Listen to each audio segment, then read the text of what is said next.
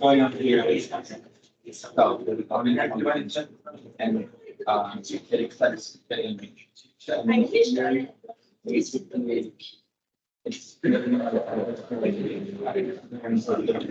it's pertaining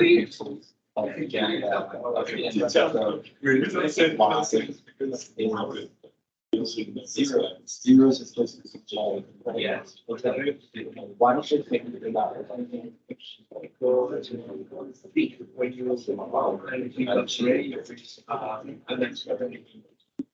Oh, okay, well, unrelated to zero. Oh, it's in the same, since the way zero. And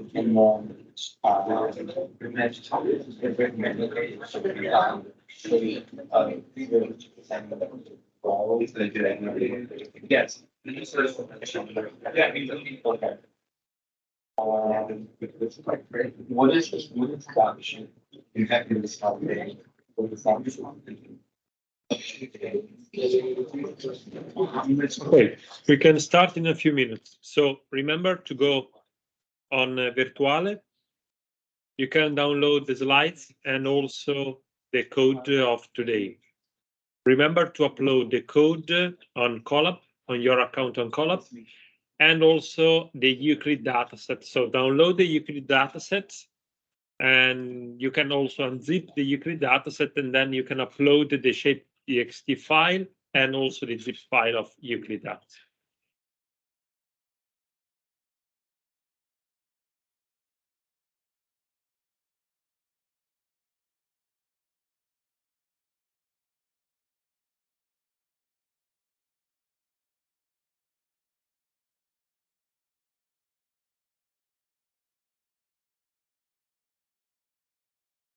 One, two, three, four, five, six, seven, eight, nine, 10.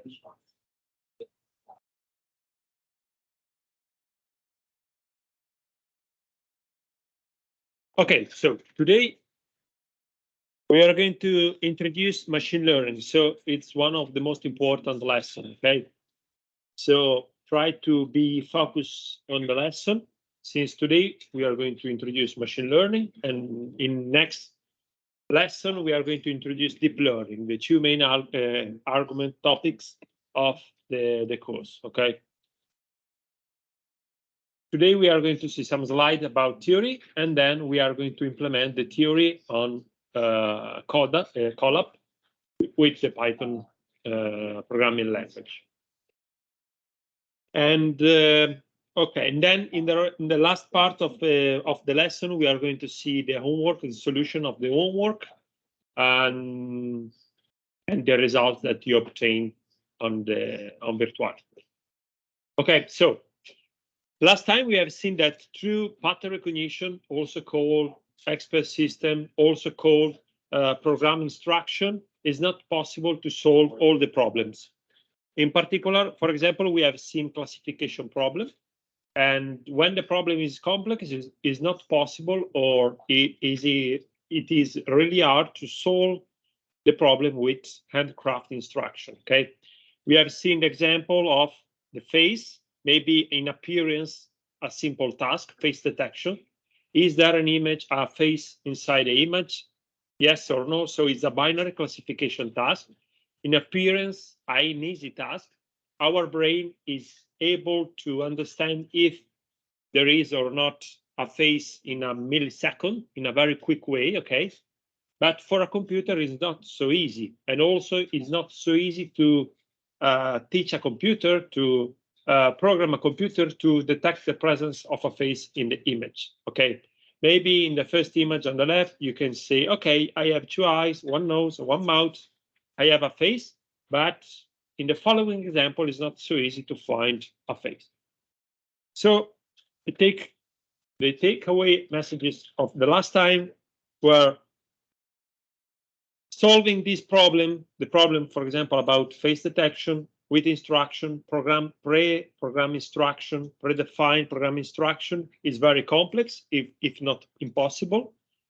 The level of generalization, we develop a solution for a specific data, for a specific image, and then the generalization ability is the ability to recognize, for example, the presence of a face also in other image is very limited. So one of the limits of pattern recognition approach is the limited generation ability of the developed program. So last solution consists in to address problems, classification, regression, also clustering problems with other paradigms. In particular, we are going to introduce the machine learning paradigm in which the machine, the computer, can learn by itself how to solve the problem. Okay, this is the real, the very important element in machine learning. In machine learning, the solution is found by the algorithm itself. So you can open the third, the new pack of slides, classification with machine learning, since we are going to introduce machine learning for classification tasks. Okay. And in particular, here and on the right, you can see the sentence that summarize the main concept, the main paradigm of machine learning. The machine learns by itself how to solve a problem. How is possible to do that? Here you can see the solution. A machine can learn from data. Okay, so data can be used to create knowledge. Okay. This is a very simple slide, but you can understand maybe that in this part, in the first part of the slide, there is the real revolution about the artificial intelligence, okay? The revolution is connected, is related to the fact that we discover methods, we introduce in history methods to learn from data, okay? So data represents a central, very important part of the machine learning paradigm. And that's why data are very important, are so relevant today. Okay, data is the new oil, remember. Data for a company is very important since it's possible to extract knowledge from data. And in particular, we have seen together that the best option is to have annotated data. So to have the couple data label, okay? We have annotated data. So our first consideration is that also humans can learn from data. And so we are able, it's better to say that nowadays we are able to program machine that imitates this way of learning of humans, imitates the ability of humans to learn from data. Okay, imitate is the key word. Okay, we are not able to fully replicate, to fully reproduce the ability of humans, but only to imitate the ability of humans to learn from data. And also the second point is very important to remember that humans, we are able as humans to learn in many different ways, many different, but also many efficient ways. Okay, so learning from data is just only one way to learn from humans, and we try to only imitate just this way to learn. Okay, in a bad mode, since human brain is superior in some specific, from a general point of view, we can say is superior with respect to the human brain. To machine learning. Human brain is superior. A specific example of learning from data is the following one. Learning from data is similar to humans that learn to play a musical instrument, for example, a guitar. I don't know, maybe we can take the example of a guitar, okay? In particular, we found here we can identify three main ingredients of learning from data, and in particular, the example of learning to play a musical instrument. For example, the first ingredient of learning from data is I must observe how a chord is created. Okay, I want to learn to play guitar. So the first step is I must observe how a chord is created. These correspond to, in machine learning, in machine, to have annotated data. So we know how a chord is created. We know how it's possible to create a chord with our fingers. We have a sort of annotated data. The second ingredient is I have to repeat the chord several times. Okay, it's not sufficient, it's not enough to repeat a chord only one time, but we have to practice. We have to repeat many times the chords on the guitar. And these correspond to the iterative learning process that usually we have on the machine learning, and in particular in the deep learning field. The third ingredient is that I need someone that tell me if I'm repeating well the chord. Okay, I'm not able, since I don't know how this chord is created, so I need someone else that tell me if I'm repeating well the chord. And this corresponds to the loss function. Okay, and we are going to see what is the loss function. It's a function that tell me if I'm repeating well the task that I'm trying to learn with the machine learning or deep learning approach. Okay, this is a very first general simple definition. We are going to see in details what is a loss function, why it's so important in machine learning and in particular in deep learning field. Okay, so this is one of the most important slides of the course. Okay, not the only one, but one of the most important. Machine can learn from data.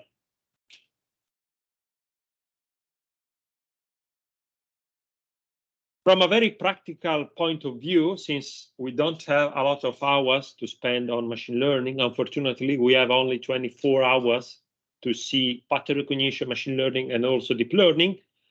I list these 4 points to summarize the required steps in machine learning, okay, that we are going to follow. The first step is represented by getting annotated data. So we are working in the supervised learning setting. Remember, our exercises are based on are in the supervised learning setting. So we are going to use annotated data, and then the first step to develop our project is to get our annotated data. That's why I tell you to download at the beginning of the lesson. I say you, okay, you have to download the Euclid dataset from Virtual, since these are the annotated data that we are going to use in our project. Then we have to pre-process data. In other words, we have to make the data suitable for the algorithm that we want to use. And we have seen something together last time in which we have an exercise, and also in the first lab lesson, in which we have pre-processed data to prepare data for the final computation of the machine learning algorithm. In particular, if you remember, we have seen how it's possible to standardize data, normalize data, okay, put data in the range 0, 1, or in the range in which the variance is 0, and the mean is 0 and the variance is 1, and so on. Okay, how it's possible to load labels, to load data, and so on. The third step is to iteratively train a classifier. So here you can see in bold the key term, iteratively train a classifier. And maybe you remember that we are saying that in the machine learning and also deep learning, we have an iterative learning process. Okay. And we are going to address this step today. Okay, we are going to implement or use some machine learning classifier, and we are going to train this classifier to solve our classification problem. And finally, we have to measure the performance of the implemented solution. Okay, we have the data, we have the annotated data, we create the train, validation, and testing splits. We train our model on the training split.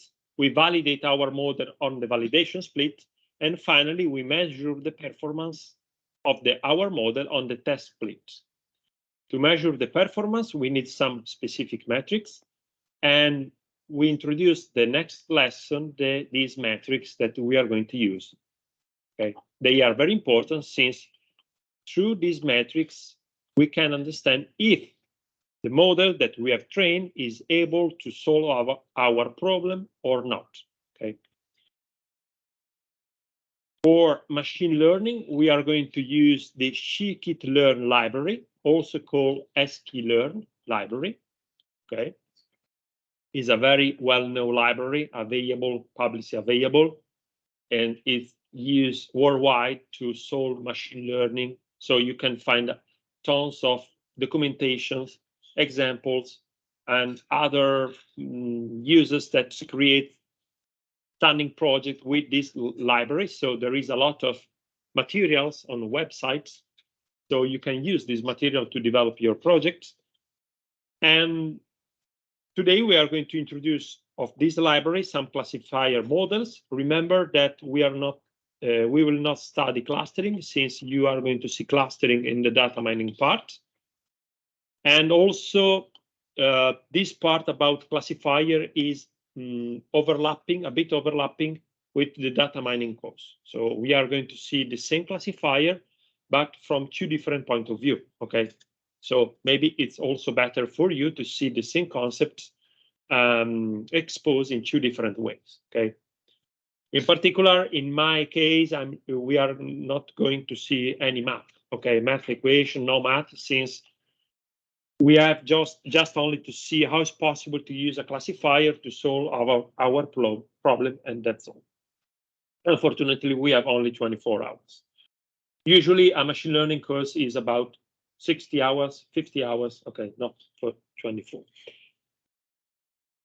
And then next time, we are going to see how it's possible to measure system performance. So we are going to introduce the metrics, but we are also using the metrics also today, but next time we are going to see in detail what is the meaning of each metric. Okay, questions? No. Are you still alive? Yes, green flag or red flag? Green flag, okay. So first classifier, this classifier is not exposed in data mining. Okay, so here is a specific element of our course, machine learning. Support vector machine, SVM, one of the most powerful classifier in machine learning. So it's very important to introduce support vector machine. What is a support vector machine? SVM is a supervised learning method. So either supervised to use an SVM, we need annotated data. It's not possible in a simple way to use SVM without annotated data. Okay, so it's important to use support vector machine in a supervised learning setting. SVM is a supervised learning method used for classification. So you can use only SVM only for classification. Remember that I see many projects that try to use SVM for the regression, and is not okay to use SVM for regression. We have to use SVM. Okay, also the name is different. Since we have SVM in scikit-learn library, we have SVM for classification, SVR for regression. So note the difference. Since, okay, can be used also for regression and anomaly outlier detection, but nowadays, now we are going to see the SVM for classification, okay, that is different from the classifier, the regressor SVR used for regression. Is a very powerful classifier, so it's effective in high-dimensional spaces. This high-dimensional space refers to the feature space. Okay, we have data, we have labels, and each data can have many different features. And so the dimensionality of this feature is the dimensionality of the space that I mentioned here. Okay, so if we have data with high dimensional features, SVM is okay for that data. And second point, the use of SVM is still effective also where the number of dimensions, feature dimension, is greater than the number of samples. In other words, we can use SVM also for the classification problem in which we have only a limited size dataset. Okay. If we have a dataset with only, I don't know, 300 of training samples, it's okay to use SVM. We have to monitor the performance of the SVM, but it's still okay. And this is a very important difference between machine learning and deep learning, as we are going to see in the future, since we can apply machine learning methods even if we have a limited portion, a limited amount of training data. And usually it's not possible to apply deep learning methods on limited size datasets. Okay, here you can see a graphical example of the key ideas behind the SVM in the linear case. So what is the classification for a SVM? Is the ability to linearly separate the patterns. The patterns is data samples. Data samples can be referred also as data or data points, okay? They are synonyms. In this case, we use the word patterns. So for a support vector machine, the classification is the ability to separate in a linear form the patterns that we have. Here you can see an example. For example, we have a two-dimensional space, y1 and y2. Okay, x and y is not important to say x, y is not important. And here you have some data samples, okay? And we know, since we are working in the supervised settings, that the red samples belong to the first class, here in this case, the class A, and the blue examples belong to the class B. We are in the supervised settings, so we know the labels of data, and we know that red is first class, blue is second class. SVM try to find the line that can separate these patterns. Okay, this line is called hyperplane, and also it's called has decision surface, since it's a decision line on which we can understand if a data sample belongs to the first or to the second class. Okay. The problem here is that, as you can see here, I can identify many different lines to separate these patterns.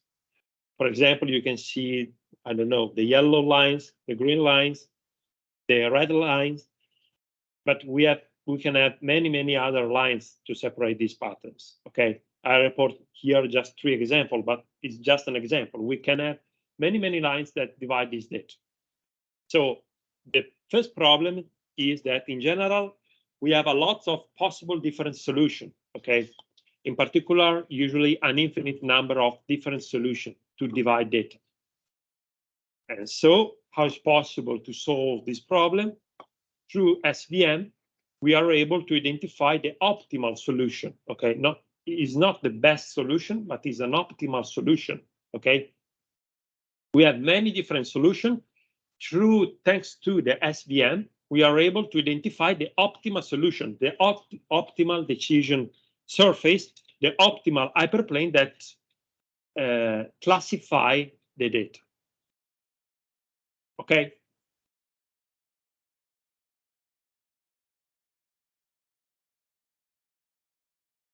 Let's see in detail how it's possible to find the optimal solution. The optimal solution is based on support vector. Okay, support vectors, sorry, it's plural. And you can see that support vector is a very fundamental element of SVM, since the name is support vector machine. So these are machines based on support vectors. What are support vectors? Are the data points, data samples, the patterns that lie closest to the decision surface or hyperplane. They are synonym. Okay. So in this case, as you can see, we have 3 data samples in red and 2 in blue that lie very close to the decision surface. What we can say about support vectors? First point, these are data points that are most difficult to classify. Why? Since they are very close to the decision surface. So since they are very close to the decision surface, they directly influence the optimal location of the decision surface. Okay. And if we change the position of these support vectors, we also change the position of the dividing hyperplane. Okay, we change the position, or maybe we'll remove this point from the data set. We remove this data, so we don't have this data, this support vector in our data set. So we also change the position of our hyperplane. That is a very important element, since we are changing the ability for the classification task of our SVM.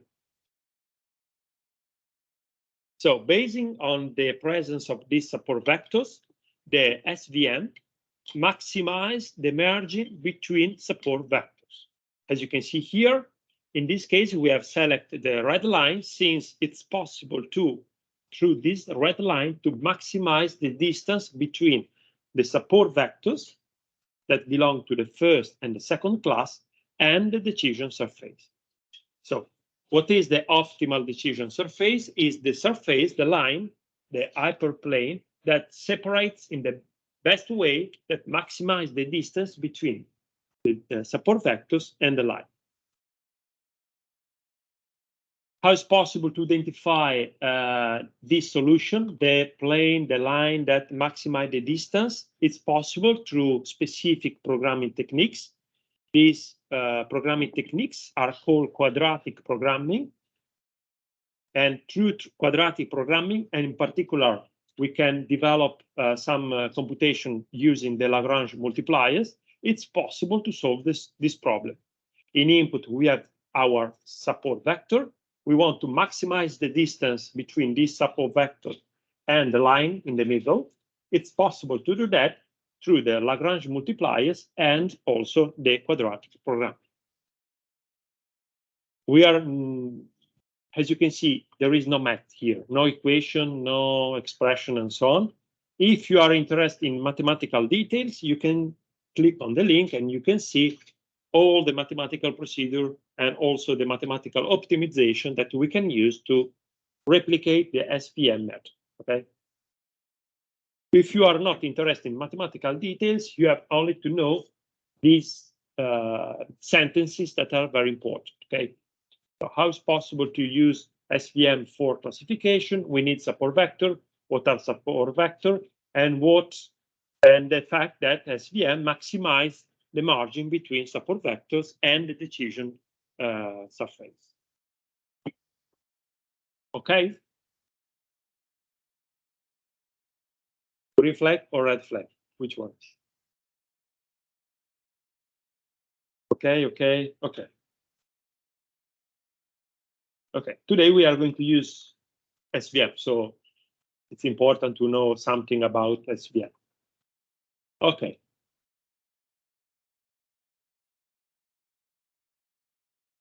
If you remember, at the beginning, we have said that the classification problem for an SVM is the ability to linearly separate patterns, okay? So the problem must be linearly separable.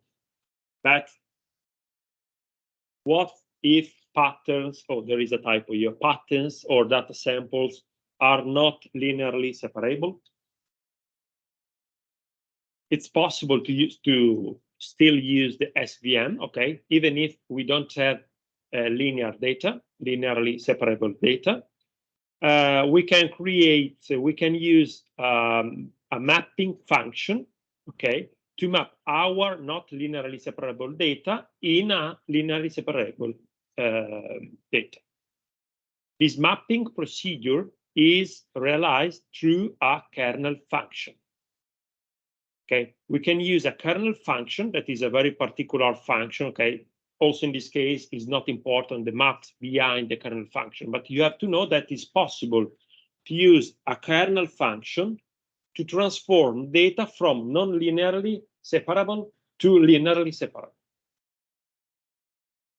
In this case, you can see an example in which on the left you have data and different data samples. In green, for example, the class 1, and in red, the class 2. Here, the example is -1, 1 is not important, okay? It's important only to know that we have 2 classes. And as you can see here, it's not possible to draw a line to separate both classes. It's only possible to partially separate some elements of the first class with some elements of the second class, but it's not possible to separate all the data belong to the first and the second class. So here we can apply a radial function, a radial kernel function, okay, in this case, only a kernel function, to transform that data in the image that you can see on the right, in which we have all the green data, the data that belongs to the first class on the top, and all the data that belong to the second class at the bottom. Now, yes, it's possible to draw a line to separate the data. So the positive takeaway of this slide is that if we have not linearly separable data, it's still possible to use SVM. If we apply from a very implementation point, technical point of view, we can say, you have your data with your annotation, you apply SVM, you obtain very poor results.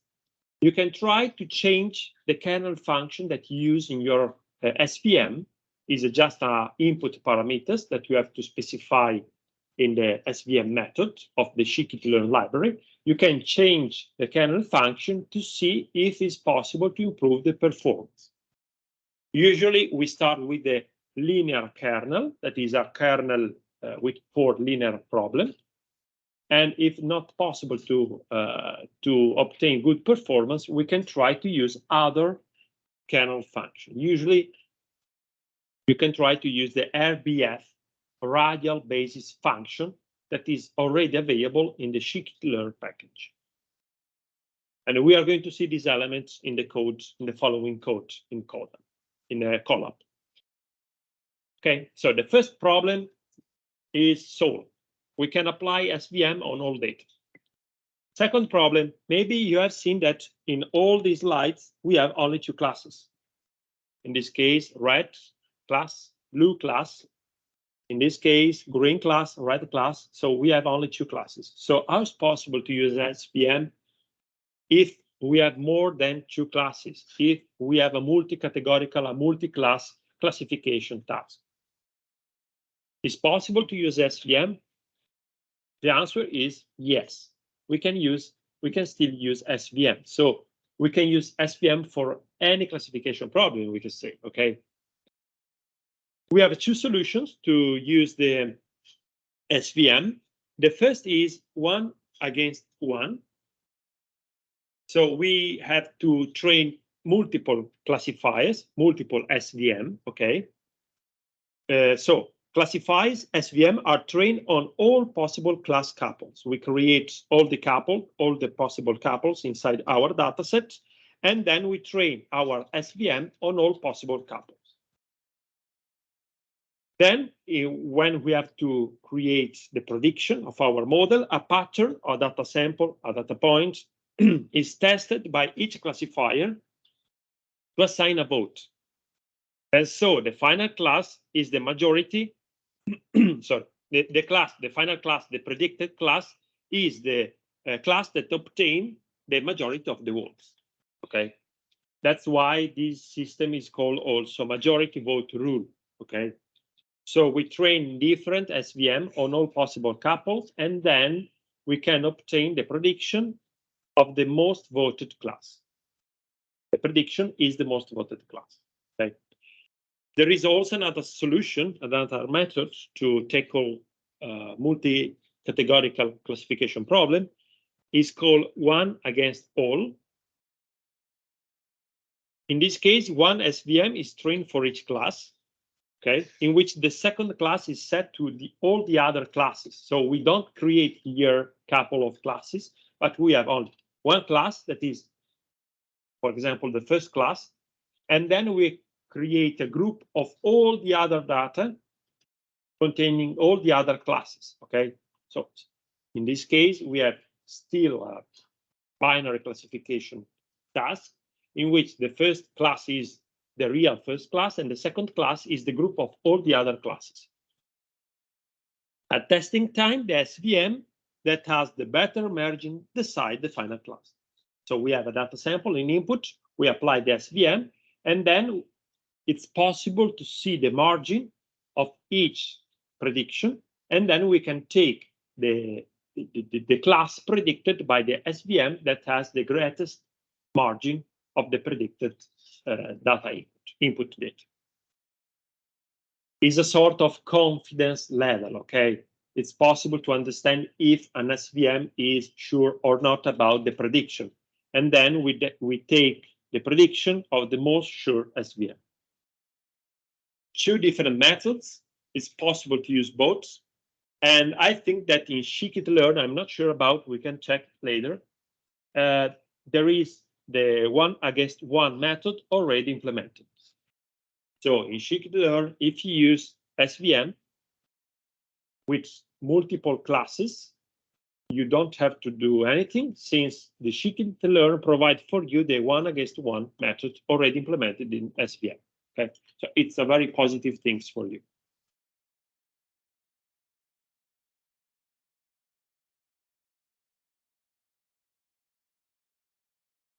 Last slide about SVM. So how is possible to decide if it's important to use linear or nonlinear kernel? Okay, these are only some tips.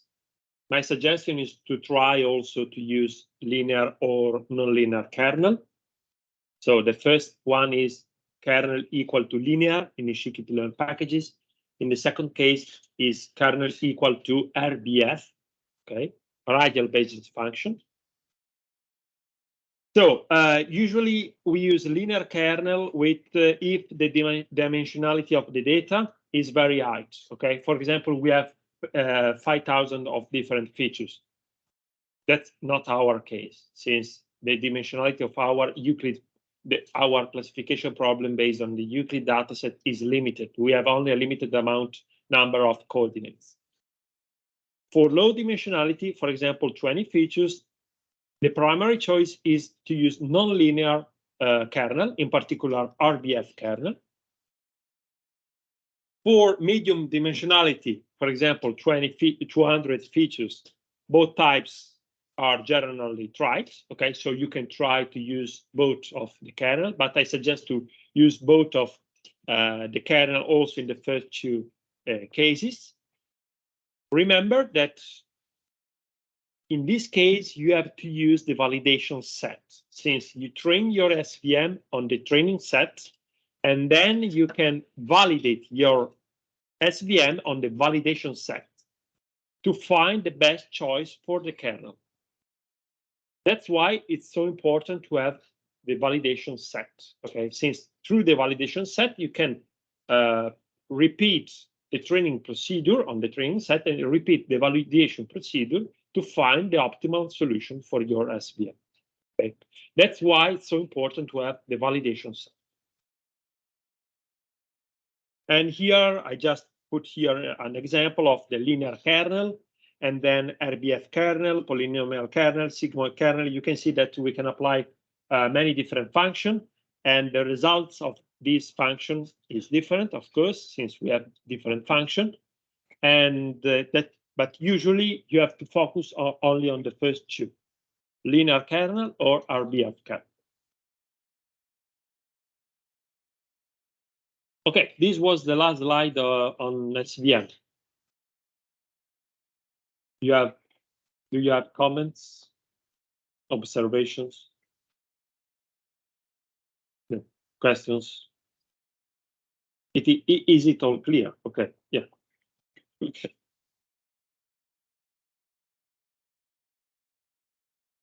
Okay, so first classifier, SVM. Second classifier that we are going to see together is the decision tree. I'm sure that you have seen the decision tree also in data mining. So we are going to see only a few details about decision tree.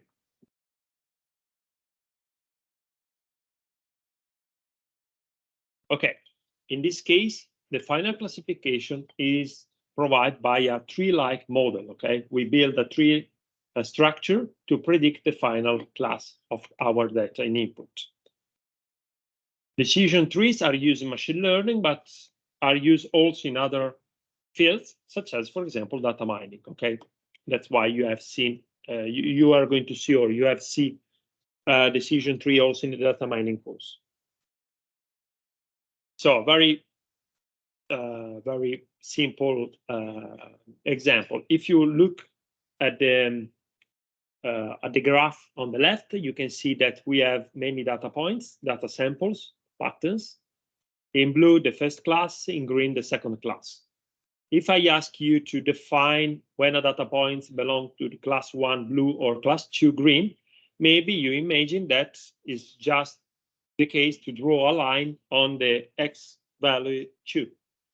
If you draw a line here, it's possible to understand if a data point belongs to class 1 or class 2. And this is a decision tree. Okay, so it's very simple, the theory behind and also the concept behind decision tree. Since you start from a root node and then you create a test condition. In this case, the test condition is the X value is greater or lower than 2. And then you have the final prediction in the leaf nodes. Okay, so you start from the root, you apply the condition, the test condition, and then you understand if the input data belongs to the blue class or the green class. Very, very simple. What happened if we had another class, a different class? For example, you can see here, I had some data points that belong to a third class in red colors. Okay, you have the red column. So our old decision tree that we have developed, unfortunately, doesn't work well anymore since we have a third class. So only with the test condition with the value 2 is not sufficient to have a good classification, since it's not possible to determine if we have the third or the first class, since, as you can see here, the red points overlap with the X in the X-axis, the blue points. So the solution is to add another decision node. As you can see here on the right, we start from the root node. We have the first test that we have introduced in the slide, in the previous slide. Okay, X value is greater or lower than 2. And then we apply another condition. The other condition is, okay, the Y value is greater or not with respect to the value of 2. And then we create the final condition, final prediction on the leaf node. So in the leaf nodes, you can find the prediction, the class predicted. And remember that it's important to start the journey, we can say, of the data from the root node. Okay. In this way, it's possible to create also very complex decision trees with many levels, with variable lengths or depths of decision tree. Okay, just only very few details. I hope that maybe also this graphical example help you in understand the concepts behind decision tree. Just if you know about how it's possible to train the decision tree. Okay, so we have to start from the root node, the only node that we have at the starting of the training process. So we start from the root node, and then we want to create a decision node, a test. We also call this test to make a good split. Okay, A good split is a split that separates different classes as much as possible. Is a good split is a split that is using that is possible to determine if a data sample belongs to the first or the second class. How is possible to quantify if a split is good or not? We need specific measure. We need specific metric. Okay, these metric are mathematical, are based on math and also geometry and also statistics. So they are out of the scope of this course, but you just only to know that there are some metrics. For example, the Gini index developed by an Italian, the Italian Gini, okay? But there is also, for example, information about the entropy, the information gain, and many other metrics that we can apply in our data set to understand if the split that we have created is good or not. We have to apply in a recursive mode these splits or these metrics on different nodes, and we can do that through different algorithms. For example, ID3, C4+5, or CART algorithms that are algorithms that can be used to create our decision tree based on the metric, the measure, for example, Gini index, entropy, information gain, and so on, and so on. So the second node is we can start to our analysis on the left branch. It's not mandatory. You can start also from the right branch. It's not important. Okay. So in a arbitrary mode, we can choose to go to the left branch. Then we are using only data that belong to the left branch. We apply the same procedure that I explained you in the root node. So we create a split. We measure if the split is good or not. And then we can iterate this process, okay, to find the optimal split.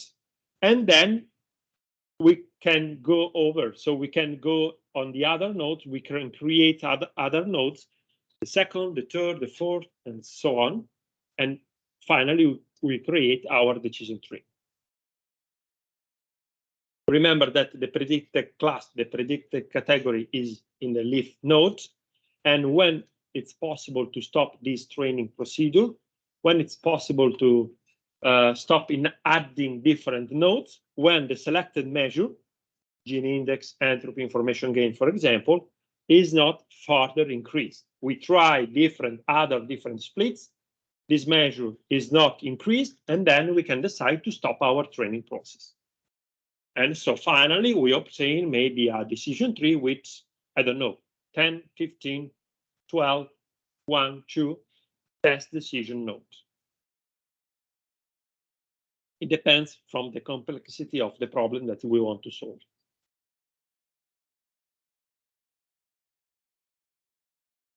Okay, this is the second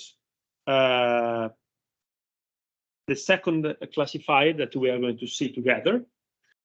Okay, is not SVM and decision tree are not the only one, since we are going to see also other classifier called ensemble classifier, in which we put together different classifier to improve the final performance. Also, this aspect about ensemble classifier is covered in data mining, but we are going to see some different version of these algorithms to solve our classification problem. Okay. And okay, so we have finished the theory of today. So we are going to open Colab and to use the code that you can find on Virtuale. So please, now we can have 5-minute break.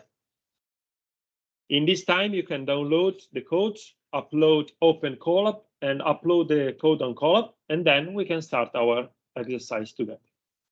Okay? I assume green flag. Okay.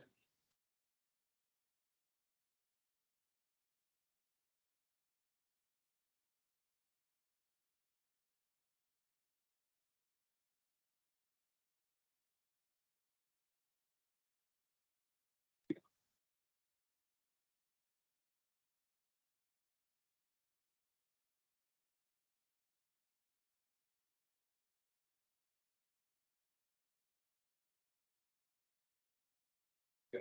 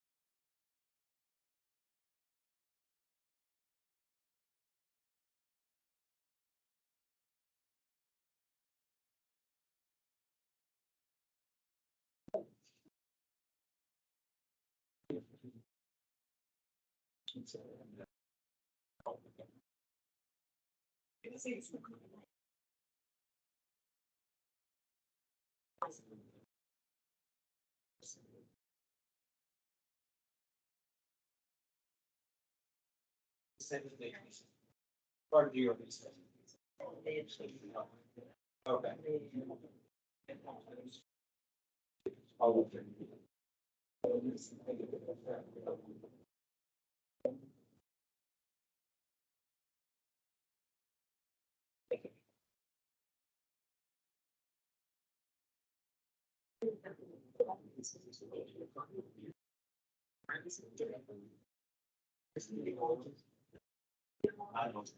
Yeah.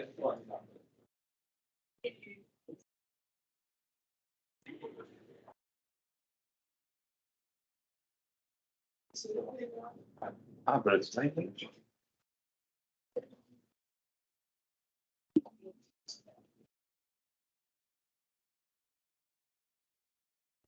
For this happening.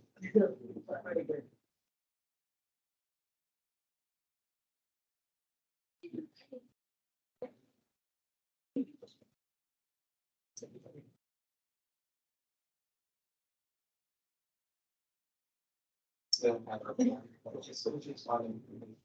I think the shot is good. Really nice of you. Make sure that's.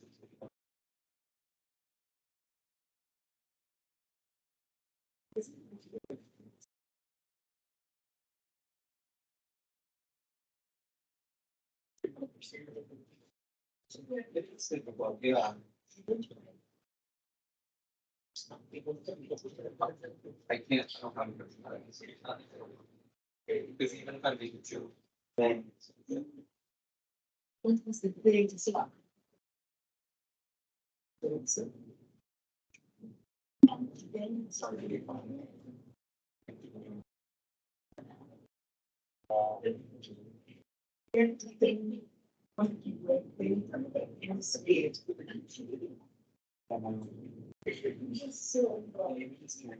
Like one time I said. But I was just like, I'm not good, and some other people, I was like. I was in chat, I was in chat, I like to see. And then like, they're like, what, but you call it like, so. And I was like. Because in there, like, I'll open up doors. I'll get to know mother quality attention police. What's it going to be? Yeah. But like. Or that's the same thing, yeah. Because a boy means, yeah, but it also means a bigger boy. So, but I thought I could generalize that in terms of the town.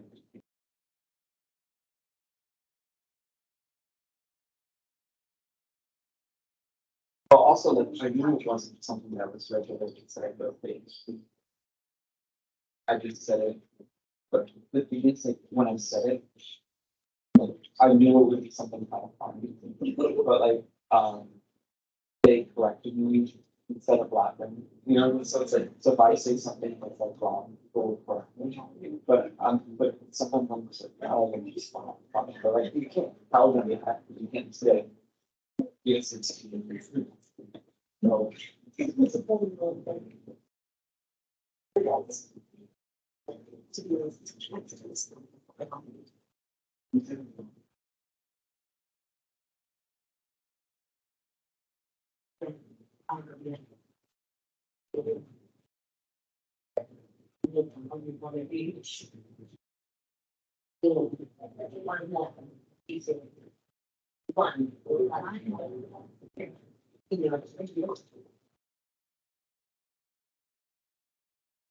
Buon pomeriggio, prof.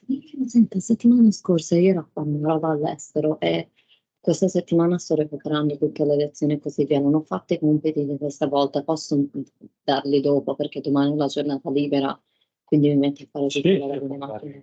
Può Ok, farli anche per conto suo. perfetto, perché cioè, mi sto un attimo perdendo con la roba e quindi oggi ho visto tutta la Gli gente. esercizi sono più per voi. Esatto, per è esercitare. quello.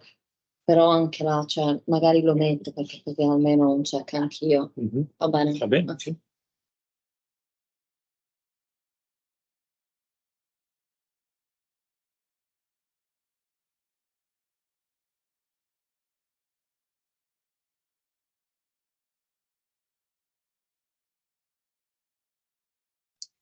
Ti chiederei un piacere, Mhm. ci può cambiare il file, quello da scaricare, Ah, perché non va? me lo scarica strano, forse perché è il MacBook, No, però adesso adesso riprovo. cosa apre la schermata con tutte le scritte?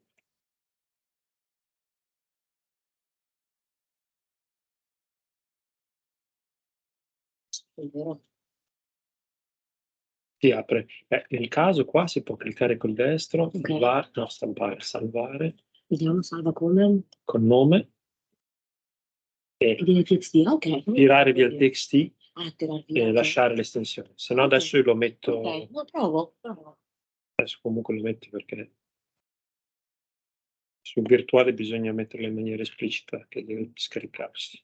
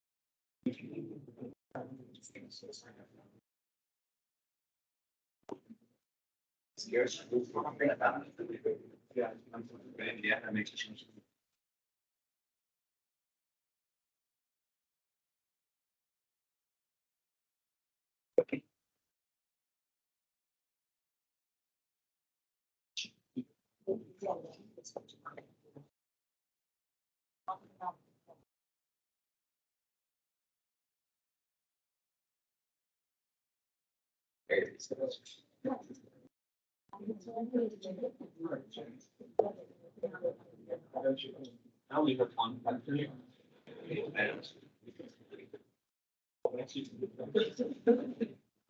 Well, what? I didn't hear you.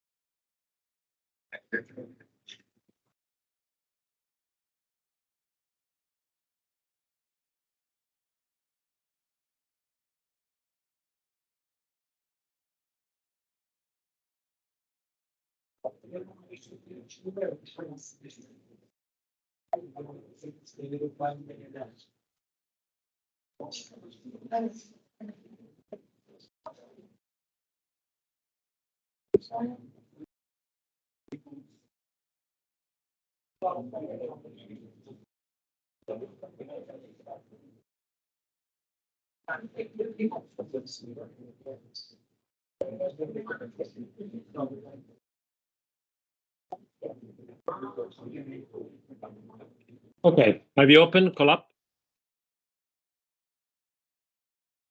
So remember to connect your virtual machine and also upload data.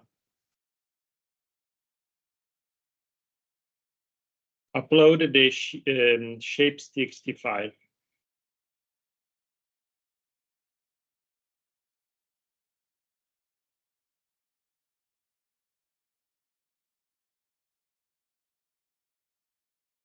Okay, so we can start.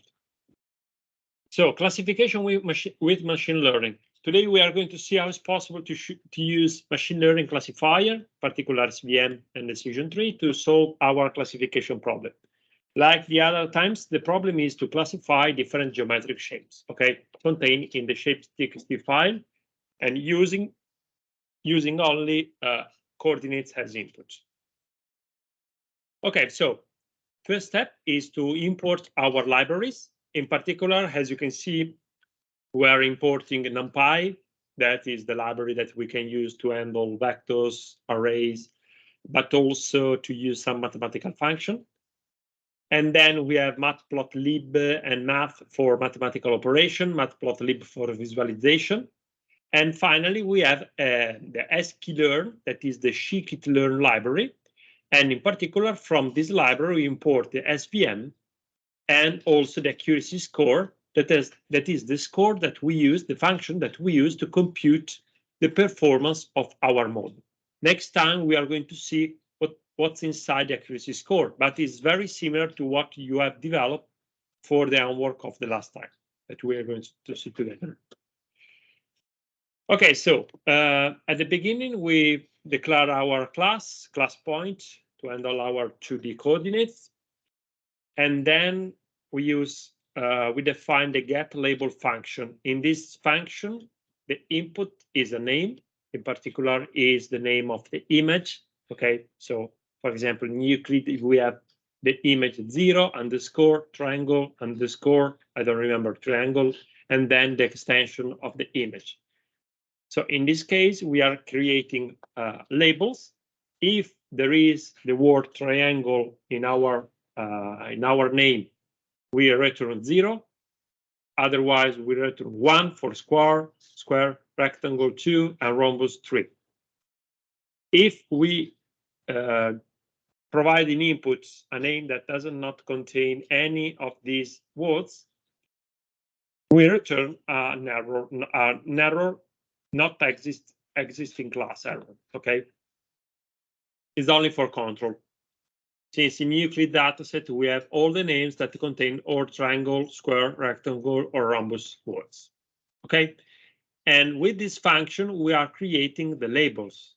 Okay, the numerical labels that we are going to use in our classification algorithm. So that's very important that you understand this class, this function. Sorry.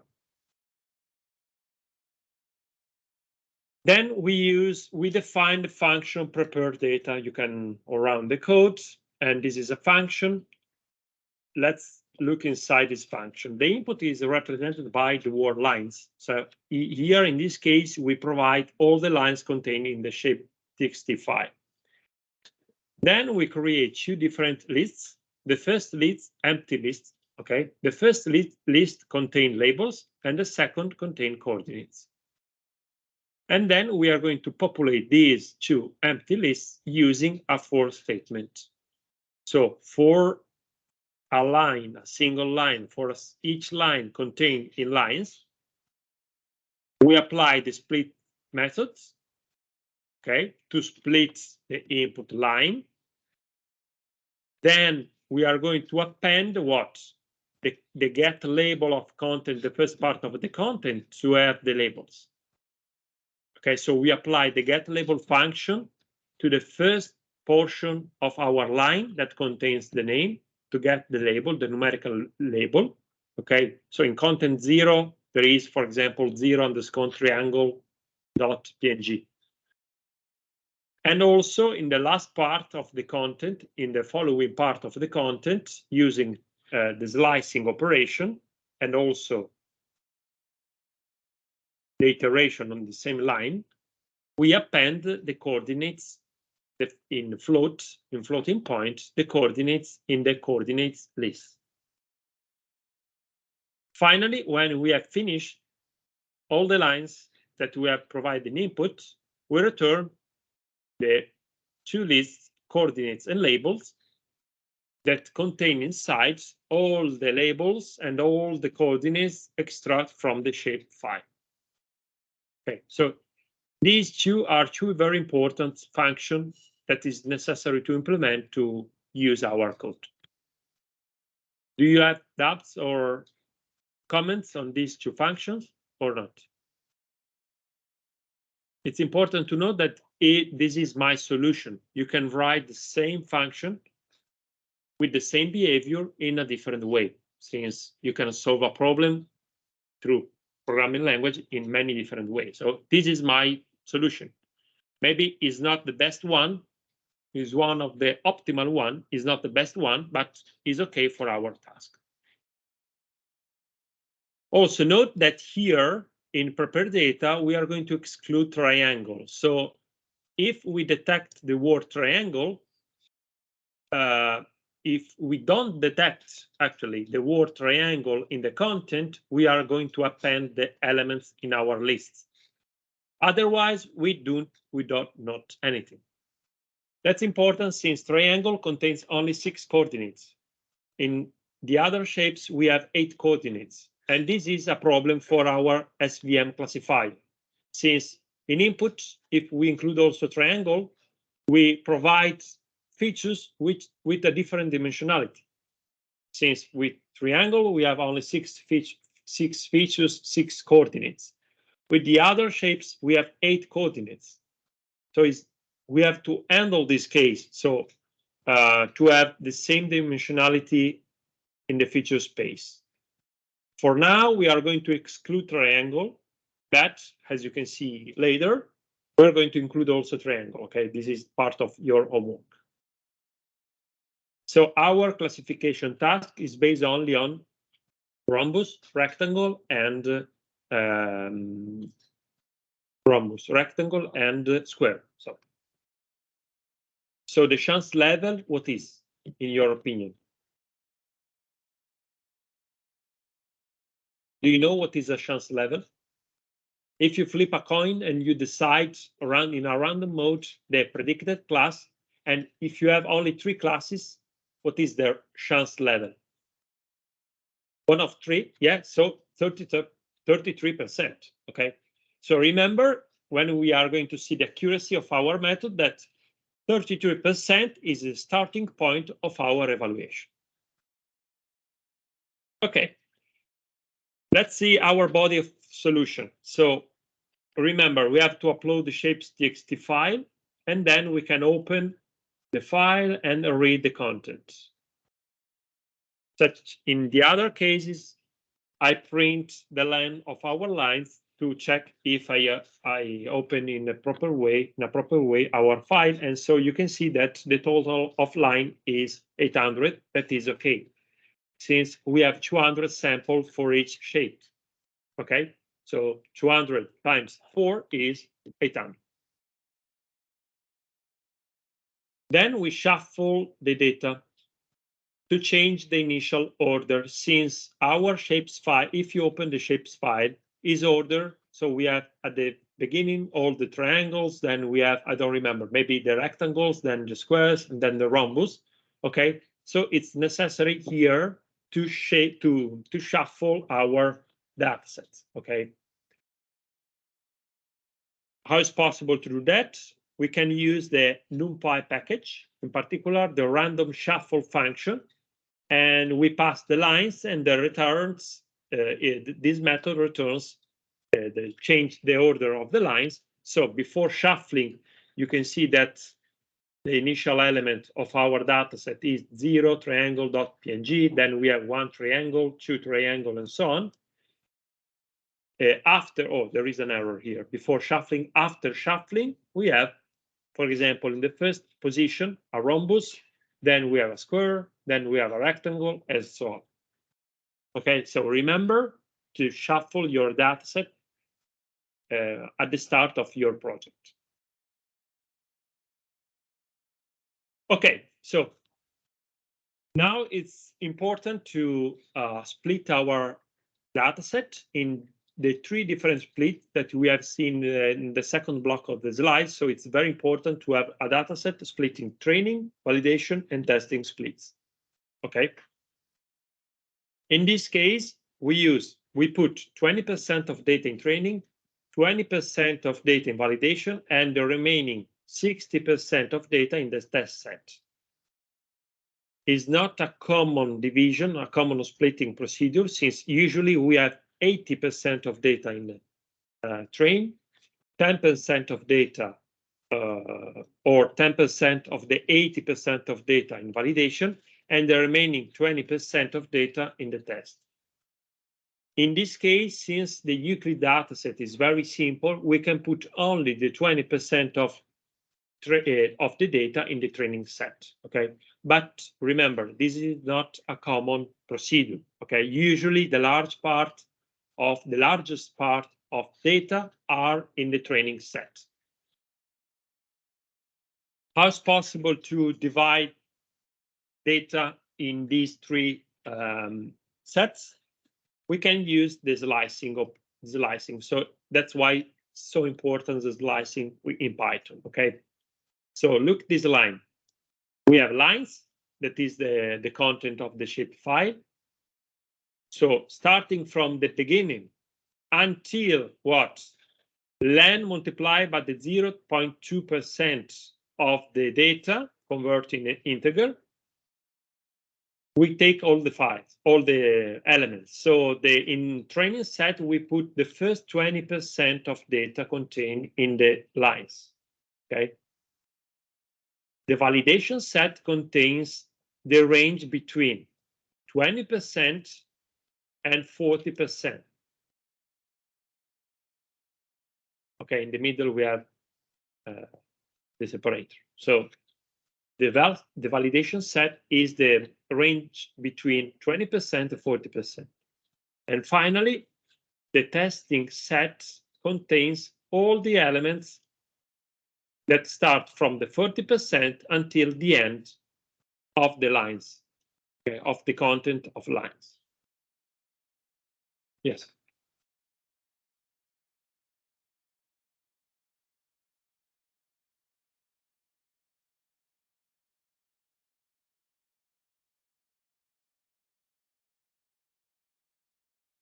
So the question is?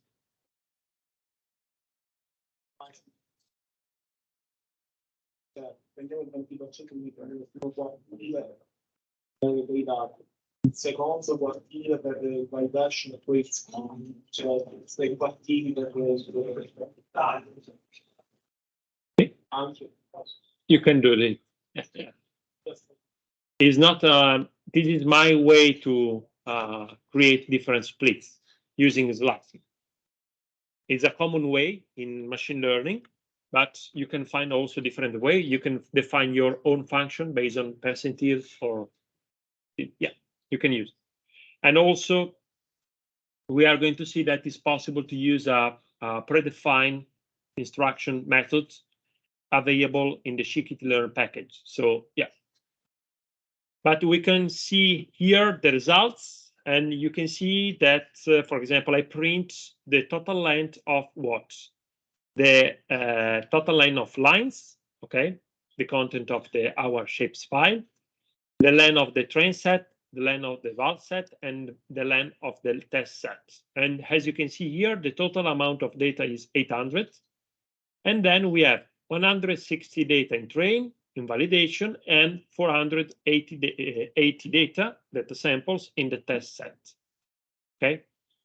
So the question here is, why the total is 800 while the sum of train, val, and test set is only okay, is 30. Okay, it's not here. Oh, sorry, I forgot one piece. Okay, it's not here at this point, the question, but is after. Okay, so as I mentioned before, we can use also another another method, another function to split our data.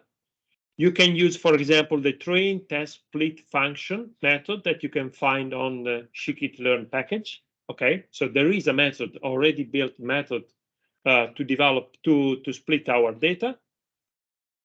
But to use this data, you have to provide two different listing inputs. The first is data input, data list, and the second is the label list. Okay, so for our code, in our code, you cannot apply directly this function. You have to provide two different listing input. That's why it's comment. Okay, there is a comment. We cannot apply this function, but if you want, you can modify this code in order to use this function. The parameters of this function are very interesting, since we have here in the first positions, we have the arrays that we have to provide an input. Okay, so the label, the data, and the label lists. Then we can decide the size of the test and the size of the train, the percentage of the test, the percentage of the train. We can also define if we want to shuffle this list and the default value is true. So using this function, we also shuffle our data. And okay, the other elements are not important for us. Okay, so be aware that you can decide to use different methods to create train and split, train, validation, and testing splits. For the moment, we use my way based on slicing. Okay, then we can create, we can use the prepared data function to create our lists, in particular our train lists, in which we have X and Y data. So we have the coordinates and the labels in the Y. Usually machine learning input is represented by the letter X, and the output, or rather the labels, are represented by the letter Y. Okay, so that's why I use these letters here. We use the prepared data given input, the val set list, to create validation containing coordinates and labels. And finally, in the same way, we use the test set and the prepared data function to create the test set with coordinates and labels. If you run this cell, you can see that, okay, in train we have 119 elements, validation 118, and in test set 363. So the total amount of sample is 600. So now the question that I mentioned before is why the total amount of these data is 600 and not 800? We have? Yeah, correct. Remember that in the, well, here, prepared data function, we have exclude triangle, okay? We have two samples for each class, and then now the total of data is 600 data samples. Okay, so it's time to define our classifier to solve our classification problem. In particular, we are going to use our SVM classifier, the classifier that we have seen together today. As you can see here, we have imported the SVM from the scikit-learn package, and then we are going to implement our here is called SVC, since C stands for classification, classifier, okay? It's a support vector classifier. It's the name of the SVM inside the scikit-learn package, okay? Here we have some parameters that, okay, we can change this parameter, but we can leave unvaried these parameters, okay? They are too specific. You can use these parameters defined by default, and it's okay for your classification problem. Note that here we can define the kernel function, okay? If you remember, here we can define if the kernel function is linear or not, okay? And in this particular case, I put RBF kernel function, but you can also put the linear kernel function, okay? or also the other kernel function that you can find on the scikit-learn documentation. Okay, here verbose is false. With the verbose set to true, you can see some details about the training process, okay, during the training procedure, and the probability, you can set true to the probability to have the confidence score in output, okay? The confidence score is used, for example, for the multi-class classification using SVM. If you remember, one of the way to use SVM for multi-class problem is the method one against all that is based on the confidence level of the SVM classified. Okay, to train our model is very simple with the scikit-learn package, since there is a unique method, a single method available for all classifier called fit. Okay, so if you define your model and then you write .fit, you can train your model. Okay, for all classifiers available in scikit-learn, this is true. So you can use the classifier that you want in scikit-learn, and then you have to only just apply the fit method. Okay. The fit method provides the training procedure. So as you can see here, we have our classifier CLF.fit. And in the first position, we provide the X content, so the coordinates of our dataset. And in the second position, we provide the labels. Okay. Remember, train X, train Y. If I click here, I can see that, okay, it's pretty fast since we don't have much training data. We have only, I don't remember how many, 120 training data. So the training is very fast. Okay, maybe with more data, maybe. Surely with more data, the training is not so fast. So it's a bit slower. And that's all. We have trained our classifier. Okay. Our classifier is ready to be used for our predictions. We can validate the training model using our validation set. It's important to use our validation set to find the proper hyperparameters. Since, for example, you want to choose another kernel function, you want to modify these elements, and then you can train another time your classifier, and then you can validate another time your model to understand if you have improved the performance or not. Okay, in this case, if I run the validation, the validation is obtained using the score method. The score method is similar to the fit method, but in this case, not similarly to the fit method. In the first position, we have the coordinates, and in the second position, we have the labels that belong to the validation set. And in this case, the final validation accuracy is 0.669. Okay, so it's quite good, not high, but quite good. Okay. Okay, maybe I can change the other parameters, and then I can validate another time our classifier, but this is not our case. So I can go to the test phase. So I can use the prediction, the predicts function, to have the real prediction of our model on testing data. Okay, so as you can see here, we have the prediction, we have our classifier, and they use the method predict on the test set. Okay. Note that here we provide in input only coordinates, since for the prediction, we don't need the labels of curves. Yes?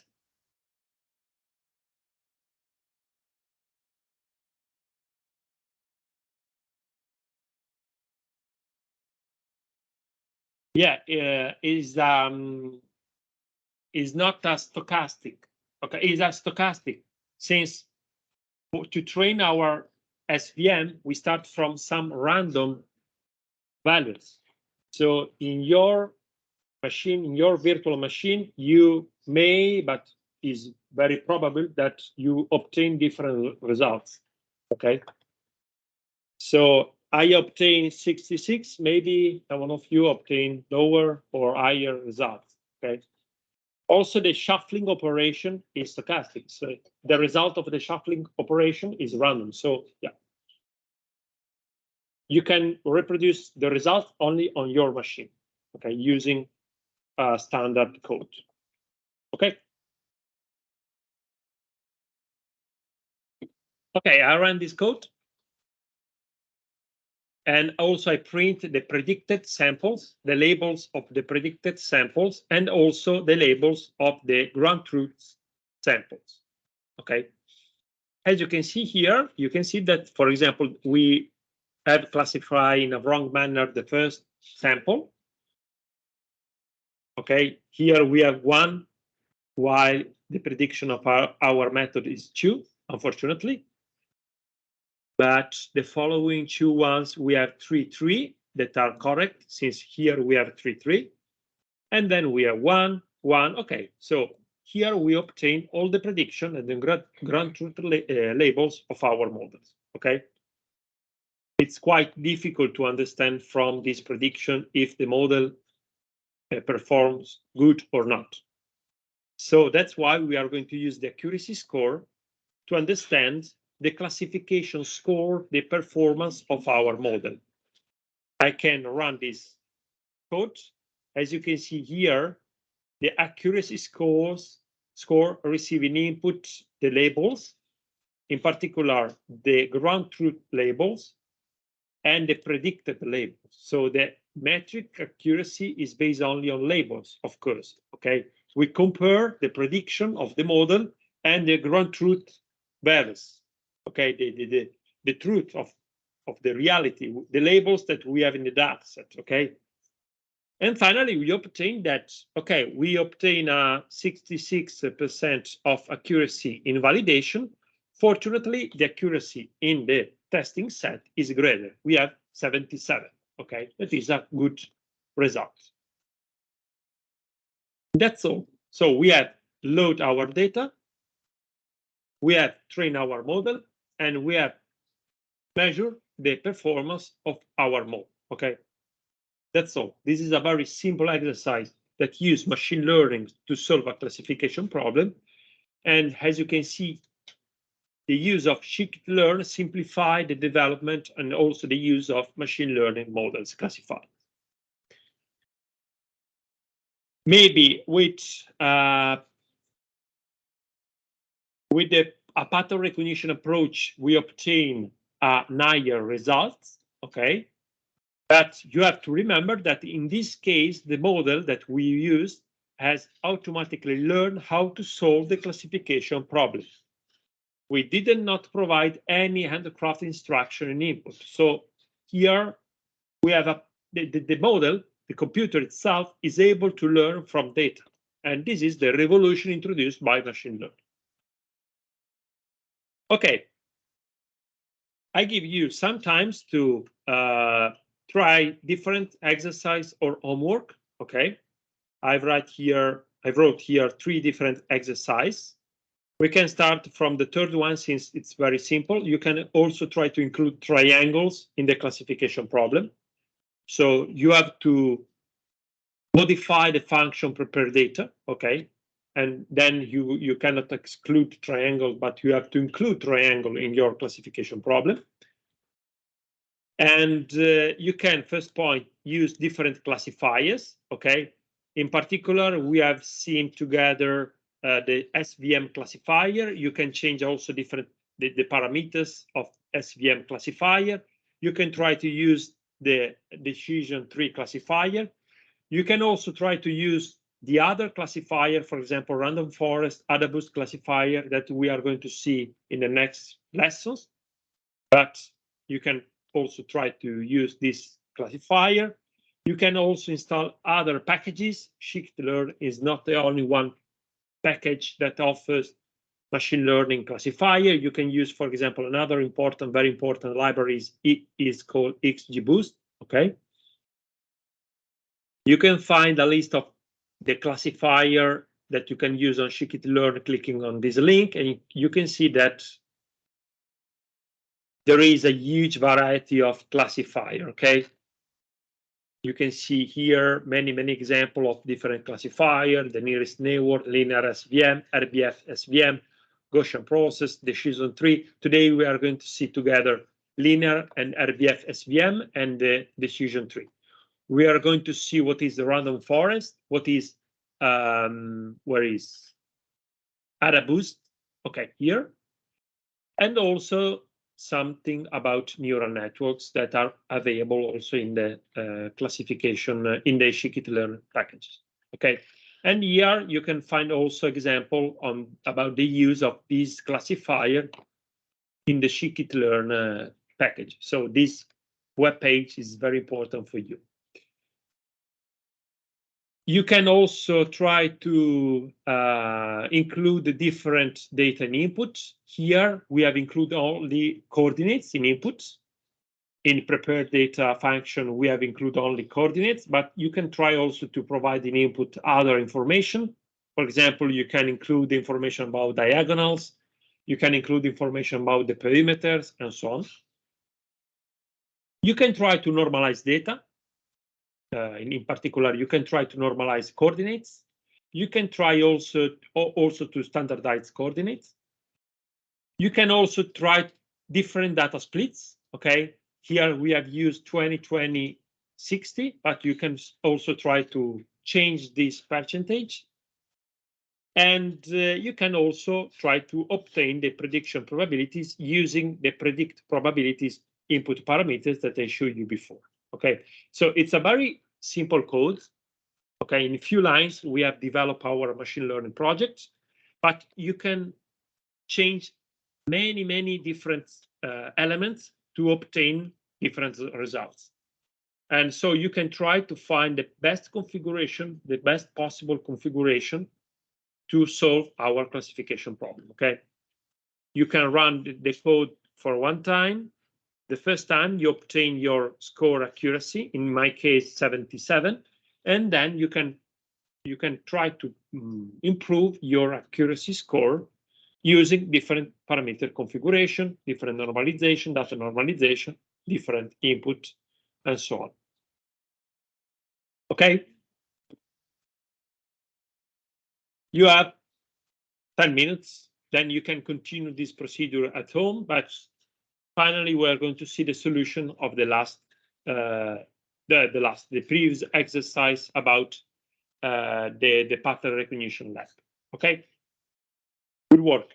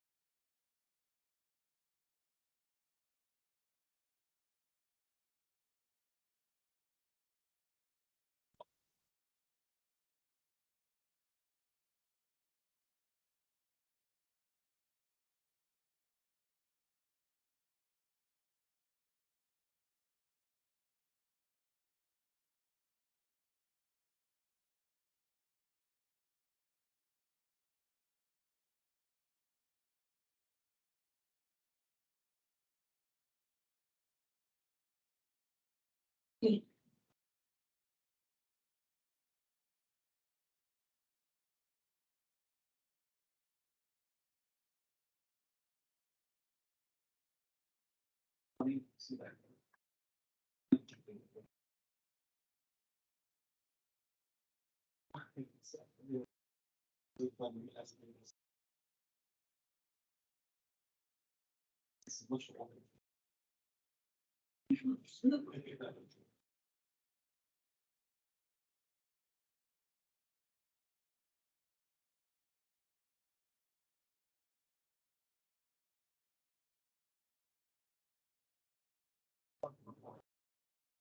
I know.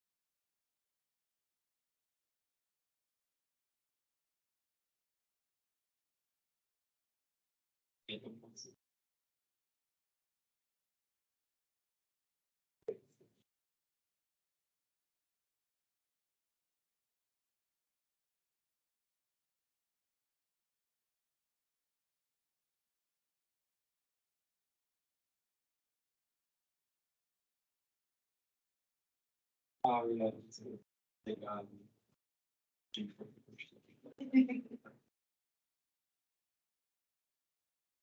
it's-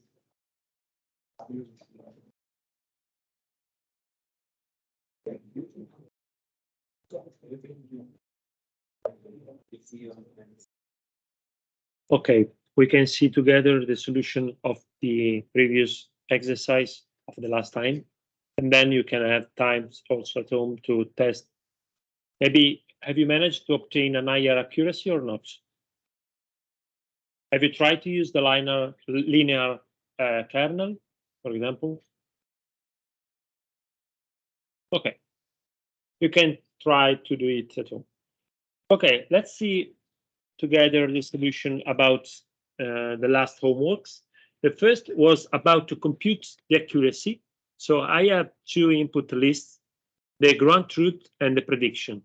Okay, so for example, I can define two values, count and count OK, with 0 value. Then I can use the zip function. Zip function aggregate the input data that belong to list in a tuple and returns it. So with zip gt pred, I can get the element gtp. So if these two elements are equal, then I can add 1 to the count OK. Otherwise, in any case, I update the value of count. Okay. Finally, the final result is the division count OK over count. There is another more compact way to compute the accuracy. It's the same behavior, but a different way to write the accuracy. In this case, I can convert the GT list in a NumPy array, an array, okay, handled by the NumPy library. With this operation, I can compare all the elements of the GT with the element of pred, and I can compute this operation on all the elements of these lists. And the final result is also, in this case, the accuracy score. Okay. Okay, many of you have uploaded this solution on Virtuale, but this was not requested. Okay, so remember to read carefully the exercise. Okay, many of you have uploaded this solution, but it was not requested. Was requested to upload the second solution, in particular, the file of the prediction and the ground truth. Okay, and also in this case, I didn't receive any solution before 16 of yesterday. So I'm not able to create a ranking. I see that many of you have uploaded the solution, I think this night. Yeah, also this night, but I cannot evaluate your solution if during the night. So remember to submit your solution in a proper way. But also in this case, many of you have uploaded the wrong files. Okay, maybe you have uploaded the code. Okay, you don't have to upload the code, only the results, so the prediction and the labels. And some of you have uploaded the prediction, and the label file is the file with the number of the labels, but is not useful for me. Okay, so maybe we can I can open another time this homework, and then we can see together his homework the next time, so you can update your solution and can provide the right files. Okay, if you have doubts about the files, you can write me an email, and then we can discuss together about the file. Okay, but please try to follow the exercise. Okay, here you can see my solution. Very few elements about my solution. The solution is, okay, in the first step, I put the shape with white color and the background with black color. Okay, so the value of the background is 0, black color is 0, the value of the shape is 255, since we have white. Okay, is a gray level image, so we have 0 for black and 255 for white.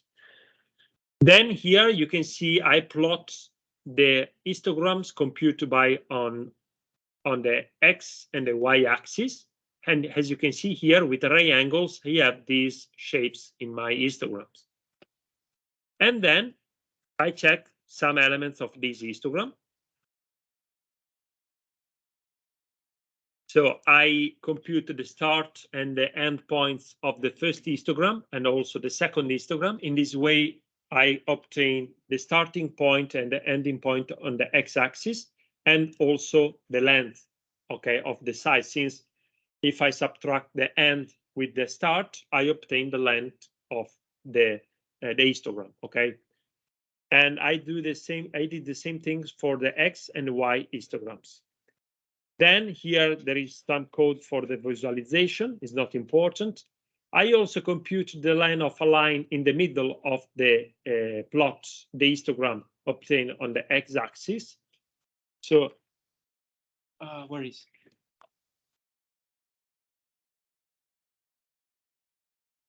The idea was, if I have a square in inputs, the plots will be this one and X and Y.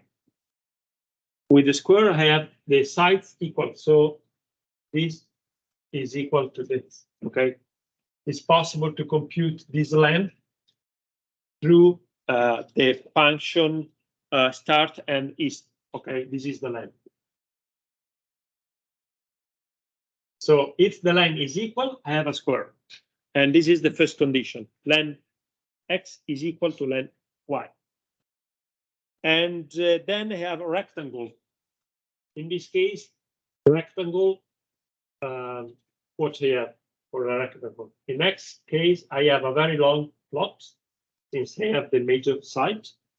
And for the white, I have a very short plot, since this is the minor side, okay? And in this case, my solution was to compute the distance between these points and these points, so the middle between the max and 0. And if this line is equal to this, I obtain the rectangle class, okay? Since with the triangle, I have different, maybe I can have this plot. Okay, so in this case, if I compute the distance between the length between these points and the middle point, they are not equal. So in this case, this is true. This case is true only for rectangle. Okay, it's true also for square, but square is the first condition. A rectangle is the second condition. So if I have these the sides with the same length is a square. If I compute it, then I can compute this element to define if I have a rectangle or not. And then the other case is the I see if with a rhombus I take one diagonal. This is the middle point. I check if the half of the diagonal is equal to the other half of the diagonal. Okay. This was my solution that provide, I don't remember, but I think 97% of accuracy. So quite high, but not perfect. It's possible to have a perfect solution. Okay. And okay, so I check if I have the two halves of the diagonal equal. And the last case, if the first condition is not satisfied, the second condition is not satisfied, the third condition is not satisfied, the remaining shape is the triangle. Okay. You can see that with high dimensional data, images in this case, is not so easy to apply pattern recognition methods to have the final classification. It's possible, but it's not so easy. So we are going to see that with images, high dimensional data, but also with coordinates, it's better to have a machine learning approach. Okay, it's the machine that learn how to solve the problem, not my mind that how to have to write all the line of code to detect the starting, the ending of the plot, and then I compute the middle point, and then the line between the middle point and the top point, and so on. Okay, this is the takeaway message. Okay, and okay, so if you have questions, we can discuss, or we have finished today since they are 3 o'clock. Remember to do some to play with the code that we have seen together today. Okay, remember to modify parameters, modify input data, the splits, and so on. Okay, you have to gain confidence with this code. Okay. Next time, I think we are going to miss, since it's the 1st of November that is closed. So we are going to see together, not the next week, but next again week.